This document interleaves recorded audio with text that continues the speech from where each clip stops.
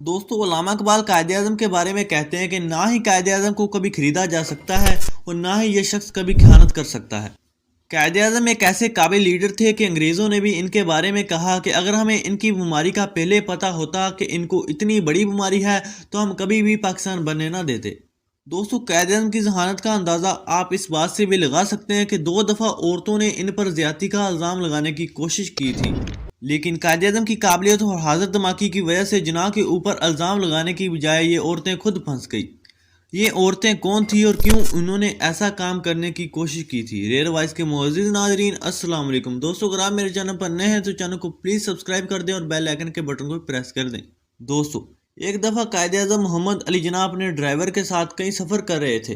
दोस्तों कायदे आज़म अपनी गाड़ी में बैठे थे कि अचानक उनकी गाड़ी के सामने एक औरत आ गई और कायदे आज़म से लिफ्ट का मुतालबा किया। दोस्तों ये रात का वक्त था और जिन्ना ने सोचा कि ये औरत रात के वक्त कहाँ भटकेगी, तो ये सोचकर जिन्ना ने उस लड़की को लिफ्ट दे दी और फिर से गाड़ी अपनी मंजिल की तरफ रवाना हो गई। दोस्तों कायदे आज़म अपनी सिगरेट पीने में मसरूफ थे और वो औरत पीछे बैठी हुई थी। और दोस्तों जब औरत की मंजिल आती है तो ड्राइवर गाड़ी साइड पर लगा देता है। दोस्तों जैसे ही वो औरत गाड़ी से उतरती है तो वो ज़ोर ज़ोर से चीखना चलाना शुरू कर देती है और कहने लगी कि इस शख्स ने मेरे साथ ज्यादती की है। दोस्तों इस वक्त लोग कायदे आज़म के बहुत ज़्यादा खिलाफ भी थे और वहाँ पर रश भी बहुत ज़्यादा था, जिसकी वजह से बहुत से लोग कायदे आज़म की गाड़ी के इर्द गिर्द जमा हो गए। दोस्तों कायदे आज़म बड़े पुरसकून तरीके के साथ अपनी गाड़ी से निकलते हैं, लोगों को सिगरेट दिखाते हुए सिगरेट को एक झटका देते हैं, जिसकी वजह से सिगरेट के ऊपर जमा हुई राख नीचे गिर जाती है। और जनाब बोलते हैं कि अगर मैंने इस औरत के साथ कोई ज़ेर ज़बरदस्ती करने की कोशिश की होती तो इस सिगरेट के ऊपर जमा राख पहले से गिर गई होती। इस बात का सबूत है कि ये औरत झूठ बोल रही है। दोस्तों जिन्ना की इस हाजत दिमागी ने वहां पर मौजूद सब लोगों को हैरान कर दिया और कायदे आज़म गाड़ी में बैठकर सफ़र करने के लिए रवाना हो गए। दूसरी दफ़ा जिन्ना दिल्ली से मुंबई जाने के लिए ट्रेन में बैठे और जिस डब्बे में जिन्ना बैठे थे वो बिल्कुल खाली था। और थोड़ी देर बाद एक खूबसूरत लड़की जिन्ना के पास आकर बैठ गई।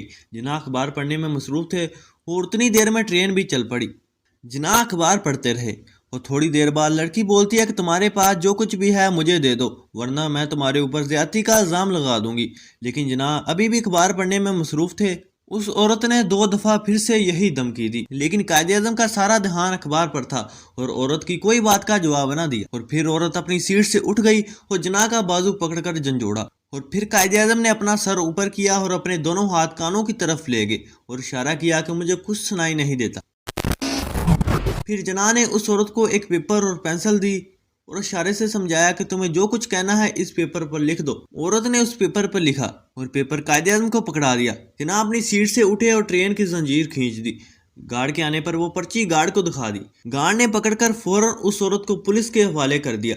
दोस्तों इस वीडियो से आपने कायदे आज़म की जहानत का अंदाज़ा लगा लिया होगा। अगर आपको ये वीडियो अच्छी लगी हो तो वीडियो को लाइक सब्सक्राइब कर दें और अपने दोस्तों के साथ भी शेयर करें। और मिलते हैं एक और नई शानदार मालूमाती वीडियो के साथ, तब तक के लिए अल्लाह हाफिज़।